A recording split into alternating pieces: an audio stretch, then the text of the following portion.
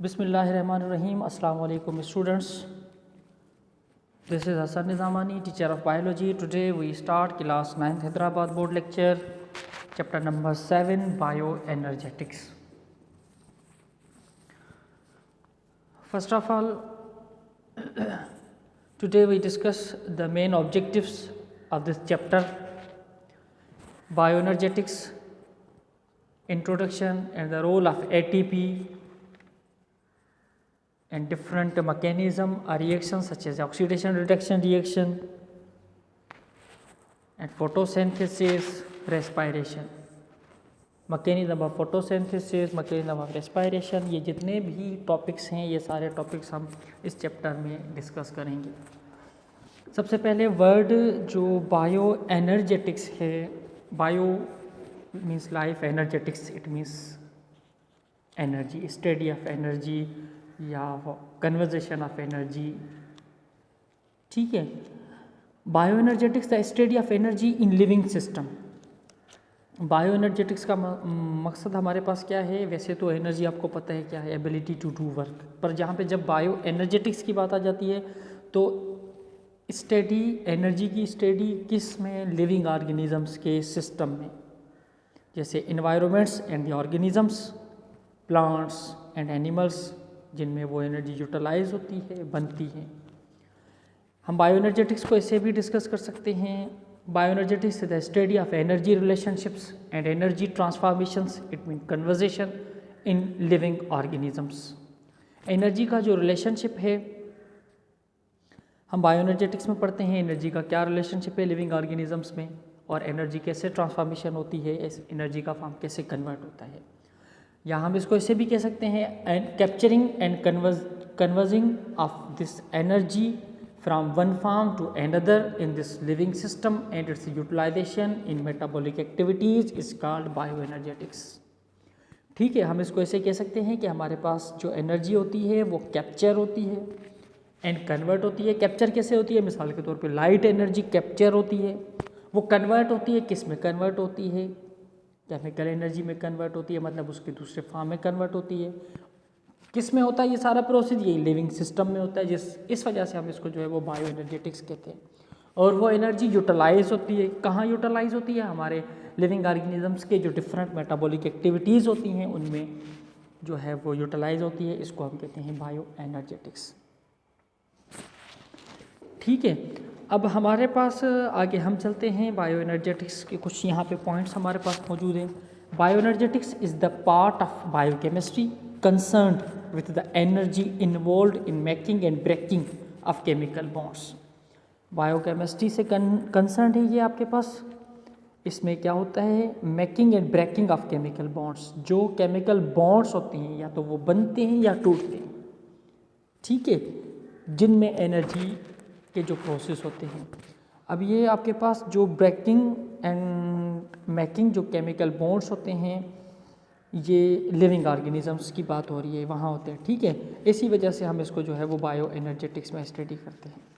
अगर हम देखें कि एनर्जी कहाँ यूटिलाइज होती है, मिसाल के तौर पे कुछ लिविंग ऑर्गेनिजम्स के फिनोमेना हैं, कुछ लिविंग ऑर्गेनिजम्स के प्रोसेस होते हैं जिनमें एनर्जी बनती है, जिनमें एनर्जी जो है वो मालिक्यूल्स बनते हैं, जिनमें एनर्जी जो है वो स्टोर होती है, फिर वो मालिक्यूल्स ब्रेक होते हैं। मिसाल के तौर पे तो एनर्जी यूटिलाइज होती है लिविंग ऑर्गेनिजम्स के लिए, जैसे ग्रोथ के लिए ज़रूरी होती है, डेवलपमेंट है हमारे पास, मेटाबॉलिज्म है, और some of the central phenomena in the study of biochemical organisms.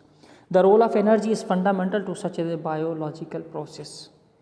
ठीक है, इन फंडामेंटल प्रोसेस के लिए जो है वो एनर्जी की नीड होती है। The ability to harness energy from variety of metabolic pathways. अब हमारे पास जितने भी मेटाबॉलिक एक्टिविटीज़ होती हैं उनमें एनर्जी का रोल होता है। Life is depend on energy. Living organisms हमारे पास जो डिपेंड करते हैं वो एनर्जी पे करते हैं, लाइफ एनर्जी पे डिपेंड करती है। जैसे एनर्जी की ट्रांसफॉर्मेशन जो होती है उस पर डिपेंड करती है। Living organisms survive because of exchange of energy with in and without. अब हमारे पास क्या होता है? एनर्जी का जो है वो की ट्रांसफॉर्मेशन होती है। ठीक है, मिसाल के तौर पे हमें एनर्जी की नीड होती है तो हम क्या करते हैं? हम जो फूड होते हैं उनको खाते हैं, उनमें से हमें एनर्जी मिलती है। प्लांट को एनर्जी चाहिए होती है तो प्लांट अपनी एनर्जी जो केमिकल सनलाइट में से जो एनर्जी उनको मिलती है, लाइट एनर्जी, उसको कन्वर्ट करते हैं केमिकल एनर्जी में।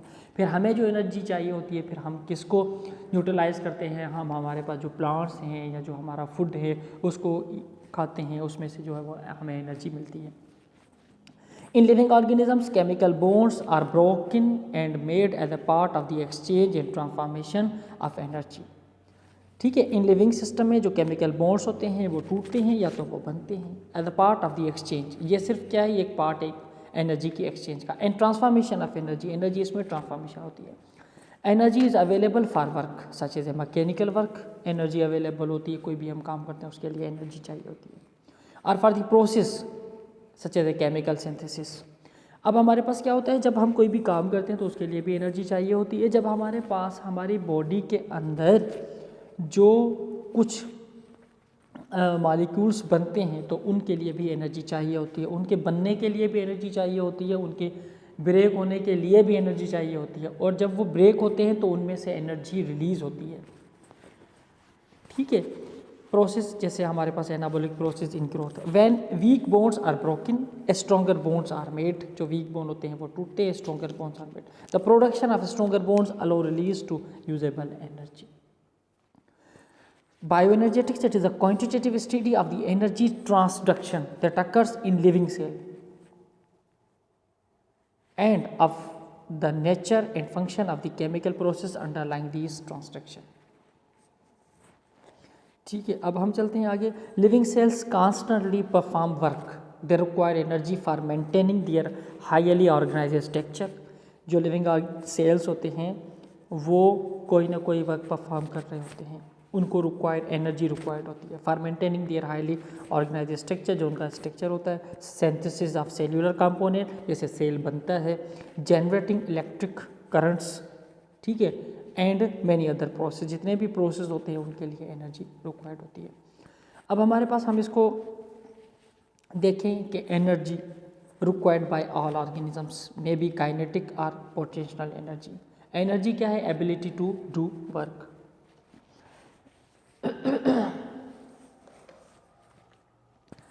अब हमारे पास यहाँ पे देखें kinetic energy, energy of motion. Kinetic energy को हम क्या कहते हैं, एनर्जी ऑफ मोशन, जैसे कि हीट एंड लाइट एनर्जी, इसके एग्जांपल्स हैं।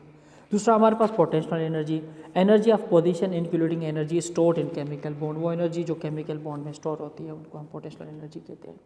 अब हमारे पास अगर हम देखें कि biological energy transduction obey the law of thermodynamics. ये ओबे कहती है एक लॉ ऑफ थर्मोडायनेमिक्स को। अब थर्मोडायनेमिक्स क्या है, ये आपके पास एक फिजिक्स का टॉपिक है। थर्मोडायनेमिक्स के लॉ होते हैं, जैसे first law of thermodynamics, second law of thermodynamics.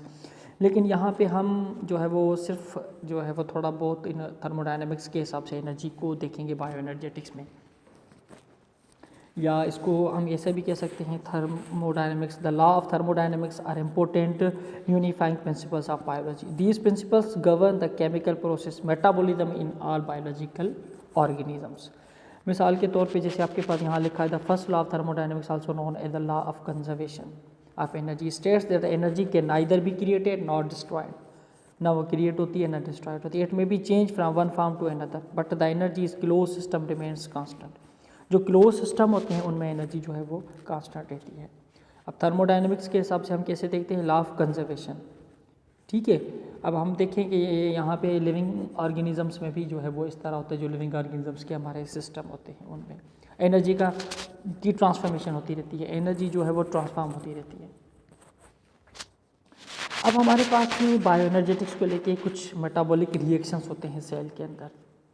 ठीक है, मेटाबॉलिक जो रिएक्शंस होते हैं उन मेटाबॉलिक रिएक्शंस की अगर हम बात करें तो हमारे पास जो मेटाबॉलिक रिएक्शंस हैं, सबसे पहले मेटाबॉलिज्म किस चीज़ को कहते हैं, what is metabolism, the sum of total of the chemical activities of all cells is called metabolism. किसी भी जो कि हमारे पास केमिकल एक्टिविटीज़ होती हैं, केमिकल रिएक्शंस होते हैं, उनको हम मेटाबॉलिज्म कहते हैं। उनमें जो चेंजेस आती हैं, ठीक है, जो मेटाबॉलिक एक्टिविटीज़ हैं, मेटाबॉलिक एक्टिविटीज़ में आपके पास एनाबॉलिक एक्टिविटीज़ है, कैटाबॉलिक एक्टिविटीज़ हैं, जिन किसी में एनर्जी जो है वो मॉलिक्यूल जो है वो बनते हैं, किसी में मॉलिक्यूल टूटते हैं। अब हमारे पास यहाँ पे टॉपिक है टू टाइप्स ऑफ मेटाबॉलिज्म। ठीक है, टू टाइप्स ऑफ मेटाबॉलिज्म में क्या है, एक है एनाबॉलिक पेथवे, दूसरा है कैटाबॉलिक पेथवे। अब एनाबॉलिक और कैटाबॉलिक पेथवे में क्या फ़र्क है हमारे पास देखते हैं। Anabolic pathway, metabolic reactions which consume energy and endergonic reaction जिसको हम कहते हैं, to build complicated molecule from simpler compounds. मिसाल के तौर पे एक फोटोसिंथेसिस का प्रोसेस है।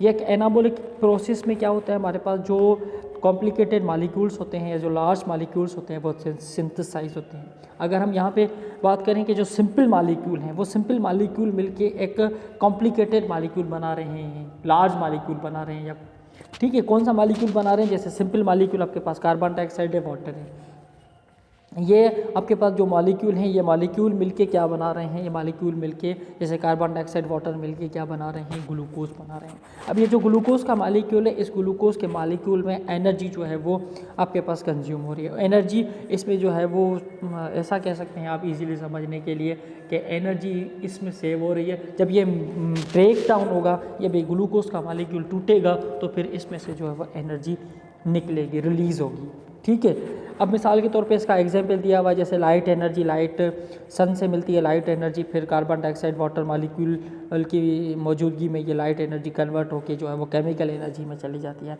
अब जो केमिकल एनर्जी है वो कौन सी है, ग्लूकोज है, केमिकल एनर्जी का फॉर्म है, ठीक है। कैटाबोलिक हम कहते हैं मेटाबॉलिक रिएक्शंस विच रिलीज एनर्जी, इसमें जो है वो एनर्जी क्या होती है, रिलीज होती है by breaking down complex molecule. जो कॉम्प्लेक्स मॉलिक्यूल था वो ब्रेक डाउन होकर सिंपलर मॉलिक्यूल्स में कन्वर्ट हो जाएगा। मिसाल के तौर पे सेल्यूलर रेस्पायरेशन है। ये जो सेल्यूलर रेस्पायरेशन है, ये सेल्यूलर रेस्पायरेशन जैसे ग्लूकोज हैं, ग्लूकोज के साथ जब ऑक्सीजन मिल जाता है तो वो ग्लूकोज ब्रेक हो जाता है। वहाँ पे ग्लूकोज बन रहा था, यहाँ पे ग्लूकोज ब्रेक हो रहा है। वहाँ पे सिंपलर मॉलिक्यूल मिलके, एनाबॉलिक में सिंपलर मॉलिक्यूल मिलके जो है वो एक कॉम्प्लेक्स मॉलिक्यूल, कॉम्प्लिकेटेड मॉलिक्यूल बना रहे थे। यहाँ पे सिंपलर कॉम्प्लिकेटेड मॉलिक्यूल या कॉम्प्लेक्स मॉलिक्यूल ब्रेक होके सिंपलर मॉलिक्यूल में कन्वर्ट हो रहा है। जब आपके पास जो कॉम्प्लिकेटेड मॉलिक्यूल बनता है तो उसमें एनर्जी कंज्यूम होती है। अब वो जो कॉम्प्लिकेटेड मॉलिक्यूल ब्रेक होता है तो उसमें से एनर्जी रिलीज़ होती है, ठीक है। जब एनर्जी रिलीज़ होती है तो हमारे पास हमें जो एनर्जी लिविंग सिस्टम में जो एनर्जी मिलती है वो एनर्जी मिलती है in the form of ATP, ठीक है। एटीपी के फॉर्म में हमें जो है वो एनर्जी मिलती है। अब हमारे पास आज का हमारा इंट्रोडक्शन ये था। नेक्स्ट टॉपिक में, नेक्स्ट लेक्चर में हम पढ़ेंगे कि एटीपी क्या है।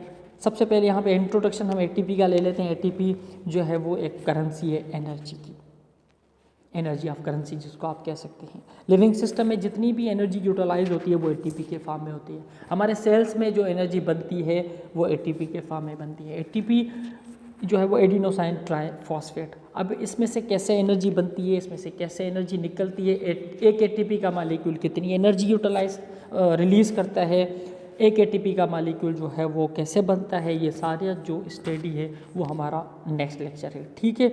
अगर इसमें कोई भी कन्फ्यूजन हो तो आप कोई भी क्वेश्चन पूछ सकते हैं, टेक्स्ट करके पूछ सकते हैं, ठीक है।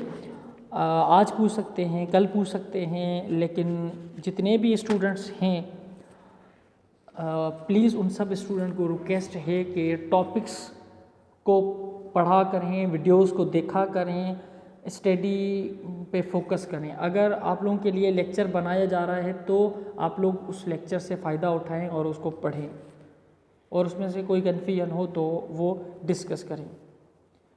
तमाम स्टूडेंट्स जो है वो लेक्चर सुने, इसको समझें, जो भी कन्फ्यूजन हो वो टेक्स्ट करके सवाल करें, ठीक है।